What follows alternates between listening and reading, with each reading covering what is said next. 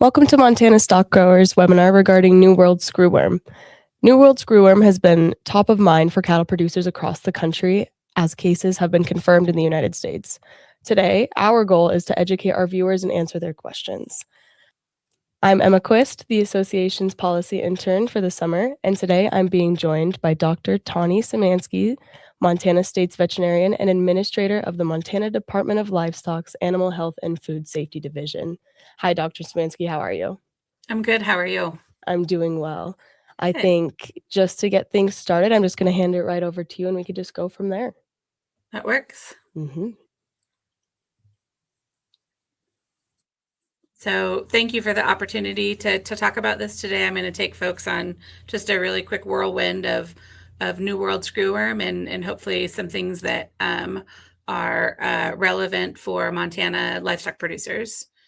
So a little bit of just background about the New World Screwworm, the scientific name Cochleoma homnivorax. It is a parasitic fly that's native to the Western Hemisphere. It was eradicated from the United States in the 1960s. There was a small outbreak in the Florida Keys in 2017 that was essentially contained to the islands of the Keys. The primary control mechanism that we have is the sterile insect technique, and I'll talk about that a little bit more as we move through the presentation. So to understand kind of how the sterile insect technique works and what we need to worry about when it comes to New World Screwworm, it's helpful to have an understanding of the life cycle of the organism. So the female screwworm is capable of laying hundreds of eggs multiple times. So over the course of her life, she can lay up to 3,000 eggs. And she'll lay those on the edges of wounds, mucous membranes, and wounds can include anything from like a surgical site, a castration wound, a dehorning site, the umbilicus on a newborn calf, lots of opportunities. And they say that even something as small as a tick bite can create enough of an opening in the skin for a female screwworm to lay eggs into. Those eggs become larvae. The larva is actually the portion of the life cycle that causes all of the damage and the troubles associated with the New World Screwworm. It burrows into healthy living tissue that causes a substantial amount of pain and tissue damage for impacted animals. After 3 to 7 days of feeding, those larvae drop off into the soil where they'll pupate and hatch and become kind of the next round of New World Screwworm flies. So a graphic of that cycle is here. It can go as quickly as 21 days. I think it can go out as long as 30 days. The one important thing to note is that the adult female fly will only breed a single time in her lifetime, even though she's capable of laying eggs multiple times. And so the sterile insect technique relies upon sterilization of large numbers of flies and releasing those into the environment so that when the wild type New World Screwworm fly breeds, she's most likely to encounter a sterile male. So the eggs that she produces do not hatch and produce kind of the next round of larvae and flies that can cause problems to the livestock industry. Adult flies typically prefer warmer temperatures. Historically, they consider the range to include the southern US, Texas, Florida, California, Arizona, and New Mexico. Certainly, they can range a little bit further than that with some historical cases in Kansas, Colorado, and such. One of the important things about the New World Screwworm parasite is that it does not just affect livestock. When we talk a lot about diseases that we regulate, it may be a species-specific disease or a disease that can affect, multiple livestock species. New World Screwworm gets any warm-blooded animal. So that includes dogs and cats, wildlife, and even people. If folks were watching in the news in August of 2025, there was a human case reported in Maryland here in the United States, and that was an individual that had returned after traveling to Central America. So when we think about our response to New World Screwworm and planning, we want to make sure that we're encompassing kind of all of these facets of how the screwworm can spread. The United States has previously been infected with New World Screwworm, as I'm sure most people are aware. Some folks may even have memories of some of the inspections and treatments that went on back in the 50s and 60s, and even into the 70s. This map shows the kind of historical distribution of the parasite here in the United States, and kind of the timeline of when it was eradicated. That eradication was overwhelmingly done with inspection of animals, treatment, and then use of the sterile fly technique to kind of push that out of the United States and down through Mexico, all the way through Central America and down to where Central America connects with South America, known as the Darien Gap. That's the kind of the most narrow part of the landmass when you consider the Americas. So it was a really great barrier in that canvassing that area with sterile flies, it was a small area to cover that would provide that biological barrier from it coming back north. Ideal environmental conditions for survival of the fly are between 77 and 86 degrees Fahrenheit with a moderate relative humidity. Once you drop below 70 degrees, the activity of the fly really starts to taper off. So cool springs, cool fall temperatures are going to really slow down the effectiveness of the fly and the ability for it to kind of continue its life cycle. And then freezing or soil temperatures that are consistently below 46 degrees will destroy the pupa. So the good thing about being a northern state here is that should we get an infestation in Montana, it would be short-lived in that once we get to our winter cycle, hopefully that would kind of naturally eradicate the New World Screwworm from Montana.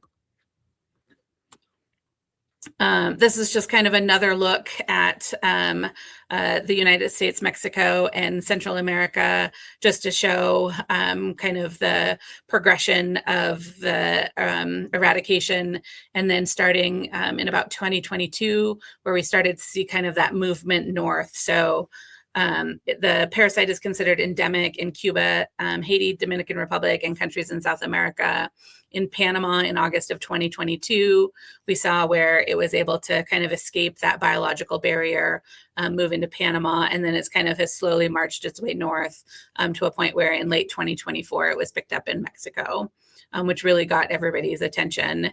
And if you notice, kind of as you go further north in Central America up towards North America and the United States, the landmass continues to get wider and wider and wider, which makes it a little bit more challenging for using the sterile insect technique to create a true biological barrier. We have to be really strategic about where we're deploying the sterile insects.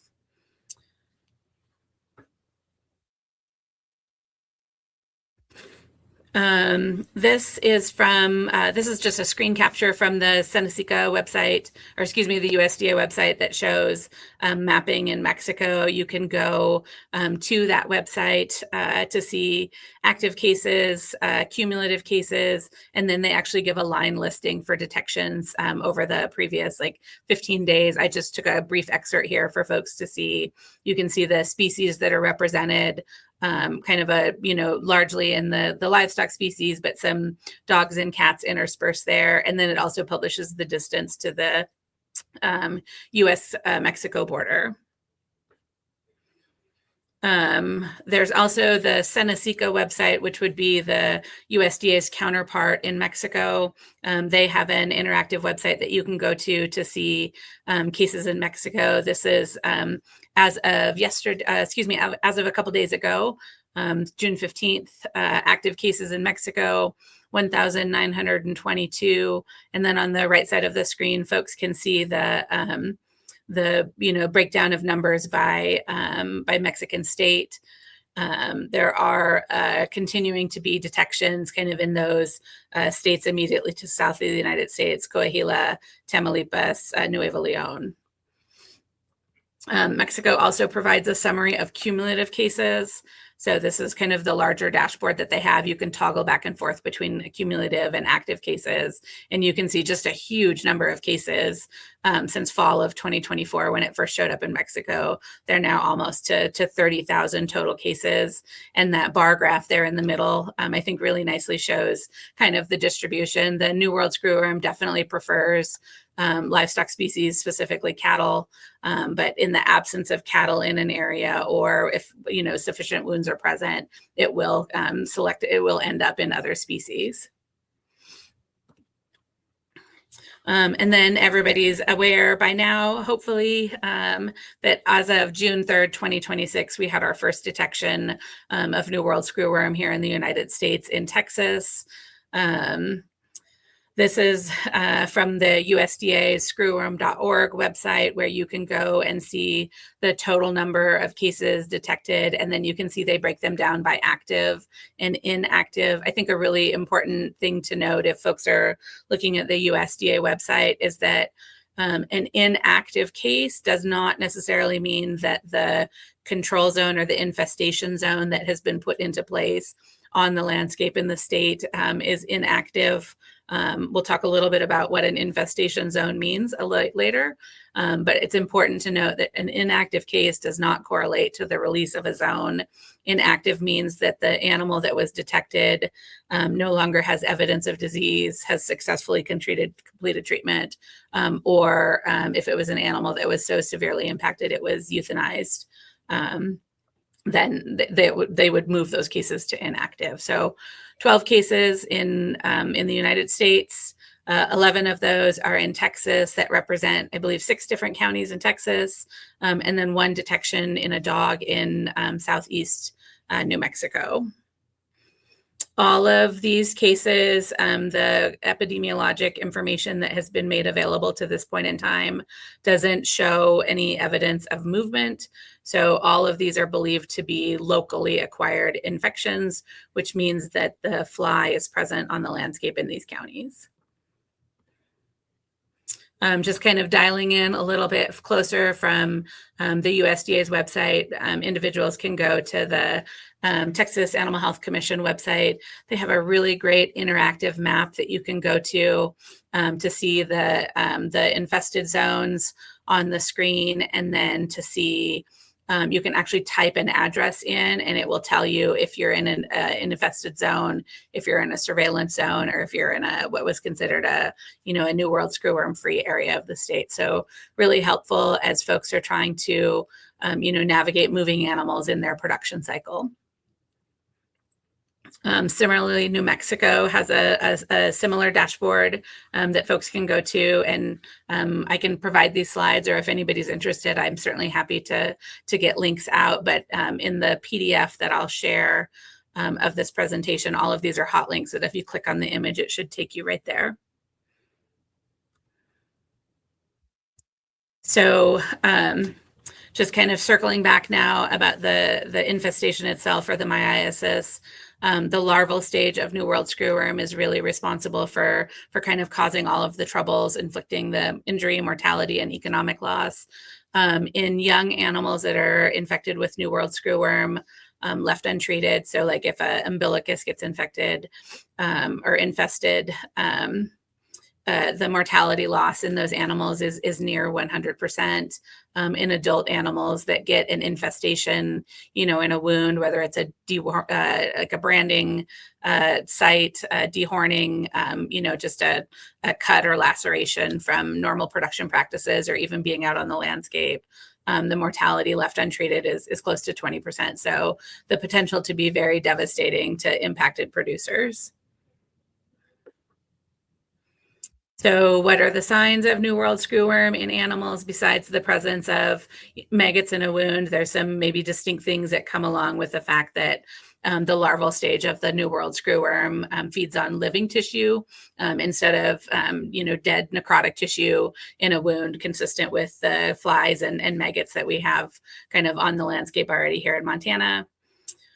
The wounds tend to be really foul smelling with visible maggots. So that foul smell a lot of times comes from kind of secondary infections that may be present. signs of pain, depression, or behavioral changes because they're attacking living tissue instead of necrotic tissue. That's still painful to the animal. So you may see things like swishing tails, kicking, just kind of a restlessness of these animals that are impacted. You maybe see them biting or licking at the wounds. And then again, lesions in navels, ears, dehorning or branding sites, places that maybe you typically won't see the presence of maggots in most of our calves that go through spring branding. You don't tend to see a lot of, or I didn't, I guess when I was in practice, but don't see a lot of secondary infections in them or infestations in them with maggots. And then wounds that continue to get worse instead of normal healing process. So if a producer suspects, or if somebody suspects that there may be New World Screwworm in larvae or maggots in a wound, the first thing that I would suggest that they do is contact their local veterinarian. They're certainly always welcome to call the Department of Livestock, and we can work with them. If they're seeing something that's kind of atypical, or if it's in an animal that maybe has a recent travel history, I think that's really important when we think about pets. I think, folks have travel with their dogs and cats more than maybe they have historically. And so it's entirely possible that we have folks that are traveling with horses and dogs down into these infested areas or infested states. And so it'll be important for people to be aware of not just worrying about their livestock, but worrying about all species. The best thing that folks can do is, one, report any suspicious wounds with maggots in them, either, like I said, either to their local veterinarian or the Department of Livestock. If they can get pictures of them, this picture here in this slide was on a dog that had been in New Mexico and then moved to Kansas recently. This is not New World Screwworm, but based upon kind of timing, history of the dog, it gave everybody a fair amount of pause. I borrowed this from my colleague in New Mexico. I did not give a credit there, but appreciate them sharing that picture for us to see. Collecting some larvae from the wound if they can, putting them in alcohol, and then just getting some pictures of the maggots is really helpful for us to start kind of sharing those pictures with entomologists here in Montana to get a sense of, is this something that we need to be concerned about and go a little bit quicker, or something that we think is very low risk of being New World Screwworm. If we get a report of maggots, suspicious maggots in a wound, those animals would initially be quarantined or held until we either rule New World Screwworm in or out. And then if we did happen to confirm New World Screwworm, hopefully that's not the case here in Montana, but they would continue to be held until appropriate treatment is completed, and we're able to verify that those animals are screwworm free. Quarantine maybe isn't the exact word that we would use here, because it isn't a disease necessarily, but quarantine is probably the word that most people can relate to as far as restricting movement on these animals. So how do we identify whether it is New World Screwworm or not? There's some really specific attributes that both the fly and the larva have that help us get a sense of whether or not it is in fact New World Screwworm. Any suspicious maggots will go to the National Veterinary Services Laboratory in Ames, Iowa for confirmation by kind of certified entomologists. We're very fortunate here in Montana. The Department of Agriculture has 3 entomologists on staff that are willing to help out with some kind of preliminary basic identification. Also, at least one entomologist at the College of Agriculture down at Montana State University is available for use. So we're fortunate to be able to take advantage of them and do some kind of initial screening of samples within the state of Montana. So the mature larvae, so kind of at their last stage while they're still in the animal, can reach up to 17 millimeters in length, or about 2/3 of an inch. They'll have spines that protrude from the body and wrap around in a spiral. That's where the name screwworm comes from. If you look at the picture in the upper right, you can kind of see some almost look like bristles at the back of the ridges. Those are the spines that they talk about. Official identification is based largely on the presence or absence of the internal breathing tubes, which isn't shown really well in this picture. The very first picture in this presentation shows those kind of two dark stripes on the inside. And then the fly, I won't spend a lot of time on the fly. It does have some distinct characteristics, but you will almost never find the fly that we would worry about. Identification of the fly is really in areas where there is an infestation and they have traps set and they're looking at the flies that they trap to see whether they're finding the screwworm present. USDA has some really great graphics that folks can access to get just a really clear picture of them to understand what they look like. So they taper at both ends. You can see in this picture those dark posterior tracheal tubes kind of in the top back of the larvae there on the left, and then those bands that go around with the dark spines on them.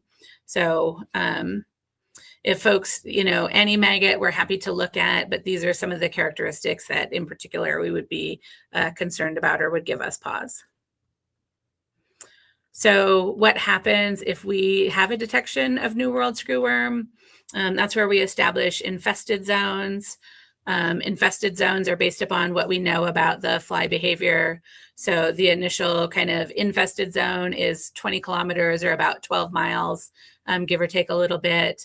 That would be where the immediate kind of movement restrictions are put into place for animals within that zone. There's an additional zone beyond, so another 20 kilometers out, that is fly surveillance. So there's the infested zone, the adjacent surveillance zone, and then the fly surveillance area. This fly surveillance area goes out to 200 kilometers, which is about 125 miles.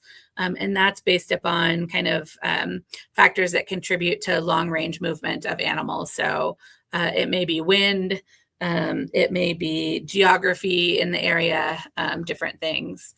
So that is where they would put traps in that surrounding fly surveillance area. Really, the only controls are in that initial infested zone.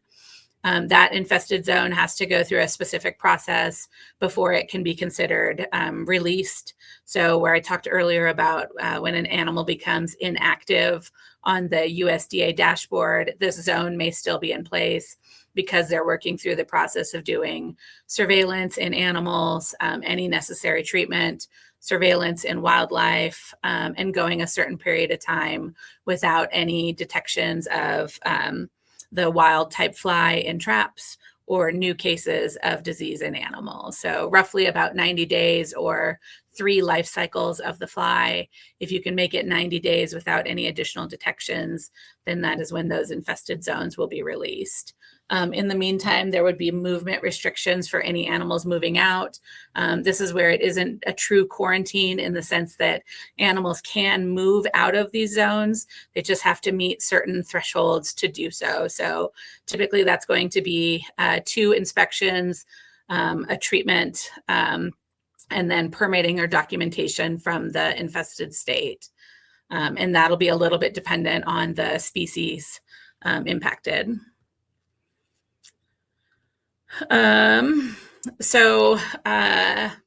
Montana, in response to, I didn't put a slide in here, I'm just now realizing, but Montana, in response to the detections down in Texas and New Mexico, decided to put some movement controls in place, trying our best to acknowledge and recognize the work that's being done on the landscape in those infested zones.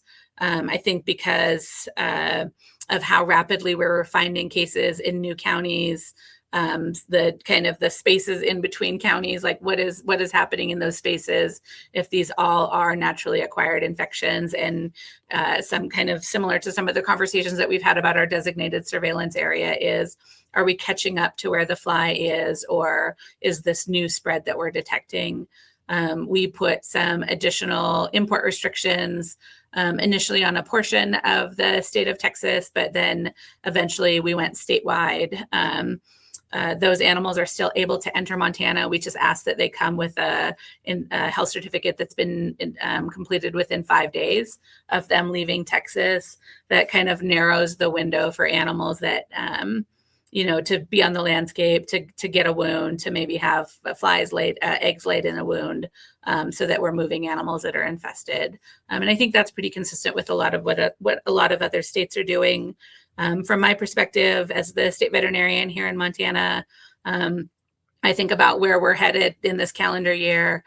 We rely pretty heavily upon exports to Canada in the fall as far as the number of feeding animals that we send north. We firmly believe that that is a benefit to Montana livestock producers to have access to that market. And so we really wanted to make sure that we're being careful enough to prevent an introduction into Montana that would limit the export of animals into Canada. Canada's response to the detections in Texas and New Mexico were to say that no animals are eligible to enter Canada if they've been in Texas or New Mexico in the previous 21 days. So we actually become a state where, for example, horses that may be down in Texas and are wanting to get up to Canada for Canadian rodeos, for example, they may be coming to Montana out of Texas to spend their 21 days here. We don't have a state between us and Canada, and so we want to make sure that we stay clean so that our producers aren't pinched as far as trying to get across that border to the north. One of the big questions that comes around about New World Screwworm is how do we control it? Because it's been eradicated from the United States for so long. We don't have a lot of products in the country that are approved either through the EPA or the FDA and labeled for the treatment of New World Screwworm. And so USDA has been really active over the last 12 to 18 months, I would say, in trying to get some approvals. So there's a couple different pathways that those have come through. There's pesticides that have been approved through the EPA. Some of those are existing products. Some of those are ones that have been granted emergency use authorization. There are several that are labeled for cattle in particular. One of the challenges with the treatments is that some of these have pretty extended withdrawal times. And so if it's animals that are moving for slaughter, there's some special considerations that have to be taken into effect there. The other are drugs that would be approved by the FDA. There's two layers here. One is drugs that are either fully approved or conditionally approved. These are, the FDA has been working with animal drug sponsors to identify products and have them approved or authorized. These are all conditionally approved products. So ones that we're familiar with, Exalt and Dectomax, are products that were previously licensed here in the United States and then have been conditionally approved to add essentially New World Screwworm to their label claims. And then the third category is emergency use authorization. So these are products that haven't previously been approved here in the United States. These as you can see, overwhelmingly, these go towards the small animal side, but there are some that include cattle approvals. There's a kind of a complicated network to understand how all of these products can be used in what species, when they can be used extra label and when they cannot. And so I just wouldn't, we are working on getting as much information as we can to our veterinarians here in Montana. If folks have specific questions, they're certainly welcome to reach out to us, but I would have them work largely through their private veterinarian if they have questions about treatment or if they may be traveling to any of the infested states, or states with detections of New World Screwworm. And I think that's all I had. We've had a couple of recent cases here where we have had maggots submitted, and I'm guessing as we move into the warmer months of summer, we'll continue to see an uptick of them. I don't know if it's possible to get the video to play here, but have a video that was submitted by a veterinarian to us yesterday showing a wound in an animal that has some surprises once you open up the wound. If we can show that, if not.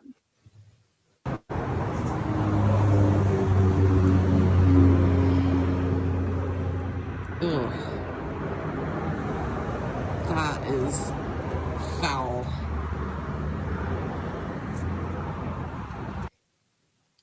Wow. That looks pretty intense. Yeah, no, it looks Um, terrible. That's an animal that got a wound to her eye, and then local flies got into that, laid eggs. There's enough information there that we have based upon the appearance of those maggots, how that animal was doing, that we're not overly concerned about that. But if folks are seeing, wounds with maggots in them and they have any concerns, we're always happy to take a look at them out of an abundance of caution. Great. Great. Well, thank you, Dr. Szymanski. That was very well done, I'll say. That was very informative. I really liked how you added those informational maps or the interactive maps, excuse me. I feel like that is a really great resource that we can go check out even after this. But if you'd be up for it, we have a couple questions here that we prepared for you if you'd like Yeah, to, or if absolutely. you'd be willing to answer them. Great. Okay. Absolutely. So a couple of these you touched on, so I'm just going to kind of bounce around. But you were mentioning active cases moving to active cases. What are the treatment options that, like what happens when there's an active case? What treatment does that animal go through in order for it to become an inactive case? It'll depend heavily upon what species it's in. In most instances in which an animal has an active case of infestation, it's going to be a systemic treatment. So something that is injectable. For most of our livestock species, that's probably going to be an injectable ivermectin. You can get a therapeutic treatment level. This is something that we have a tremendous number of conversations about, but you can get a systemic treatment level with a topical application. It just takes longer to get that concentration up. So more often than not, it's going to be an injection, and then cleaning of that wound to try and remove as many larvae as you can, to prevent those from dropping off on the ground, right, to pupate and become a future problem fly, and then to expedite the ability of that animal, the wound, to heal itself. Right. Okay. I see. This is such an interesting topic, I feel like, and there's just so many steps I feel like that need to be, or that ranchers should be attempting to implement to prevent these things to happen. What practices do you think ranchers should be implementing to maintain the health of their herd? I am going to steal from my counterparts to the South. The number one thing that we can be doing right now is just thinking about putting eyes on animals. So watching for animals that are behaving differently, watching for evidence of wounds on animals. I was on a call earlier today where there was a conversation of well, maybe we should consider not doing routine production practices that will cause wounds that could become infested with New World Screwworm. And I don't know that that's the answer, or I don't know that that's needed here in Montana. I think just putting eyes on animals is going to be overwhelmingly the best thing that we can do. Great. Okay. I think I have maybe just one or two more questions because, like I said, everything Sure. else you touched on, which was great. But knowing that this fly or screwworm can infect all warm-blooded mammals, how does the state, how does the state go about monitoring wildlife, the movement of wildlife? So we have been having conversations, I would say, over the last year, maybe, with some of our counterparts in the state. And those have increased in frequency, if you can imagine, over the last couple of weeks. We work pretty closely with the folks over at Fish, Wildlife, and Parks, and so have had conversations about, if they get reports of wildlife that may have, a dead animal that has maggots in it, are we getting surveillance done on those? Our plan is maybe two things. Is one, over the next couple weeks, maybe month, our hope is to do some public outreach to hunters, to wildlife enthusiasts, to folks that may be out on the landscape, to report things that look atypical, an animal that seems depressed, maybe that has a large wound on it, or if you can see evidence of maggots in a wound, to report those so that we can follow up on them. pet owners. I know that wasn't the specific question that you asked, but trying to get kind of as much information out to pet owners as we can so that they can be aware. Like the case in New Mexico was a dog. And then the other thing, and this was something that FWP kind of introduced to me, is we probably at any given time have some folks from Montana that are down in Texas hunting. And so those are folks that are going to be bringing animal carcasses or animal parts back to Montana. The larva is not, there's only a short window after an animal dies that they can continue to kind of perpetuate or spread New World Screwworm. But we want to make sure that folks are aware of that. And so can be checking animals for wounds, modifying what they're bringing back if possible. So really trying to do like education of our hunting population. And we're fortunate that we work so well with FWP and they're on board for doing that messaging and trying to get word out there.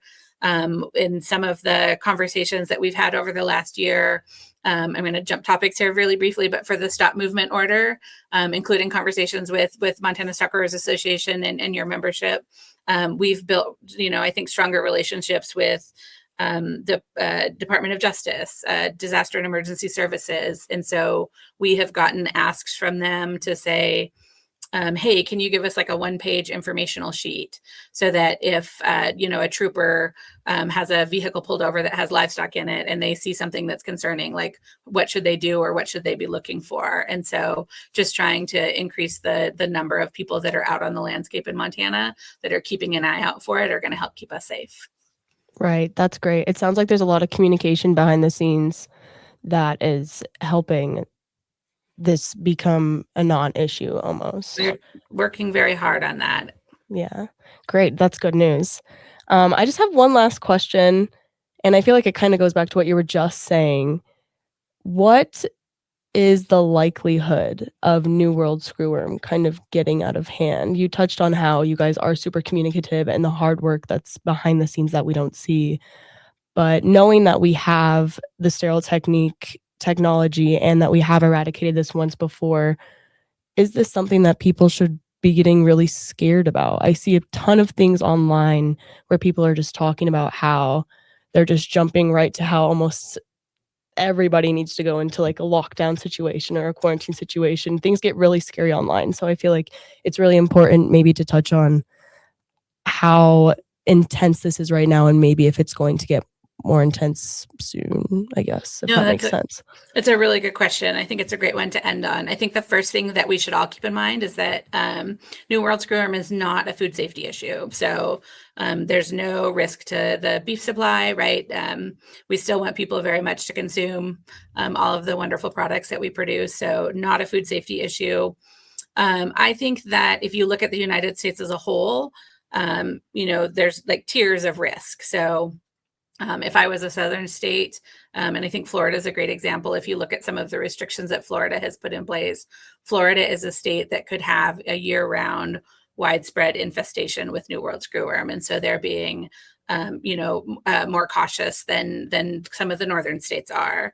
I think that in the warmer summer months, it could absolutely get all the way north to Montana, up into southern Canada, I would say.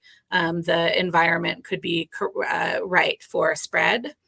I think that it's early in the, detections here in the United States to say, but I'm a little bit assured that even over the weekend, it seems like the detections have slowed down. So that makes me suspect that maybe we were catching up to it. New things are coming online, new drugs are being approved. As Texas gets their kind of feet underneath them with this process, I think that their response will continue to get smoother and smoother as they go. So I am confident that this is not going to really get out of hand, but we may see the next several months where it is something that we need to be thinking about and managing. So like I said, I think that if people are aware, if we can get information out about our import requirements so that people that are coming into the state are complying to reduce the risk of those animals coming in infested. And then if folks are just aware and are reporting suspicious wounds with maggots to our office or to their local veterinarian, we can make sure that if it does happen to sneak in, that we can be responsive, really rapidly responsive, and get it kind of curtailed and not let it spread here in the state, and not have to rely on waiting to winter to get rid of it. So there's a lot to think about, and definitely things that people can do to be active, but I don't see it running away from us terribly. Hopefully Great. Hopefully we don't look back on this in a couple months and go, right. Oh gosh. Well, thank you so much for joining us today, Dr. Szymanski. We really appreciate your partnership with us and for educating us on this topic. I feel like this is super important for all of our viewers to have a great knowledge on. So we really appreciate you for joining us today. absolutely. Thanks for the opportunity. Yes, of course.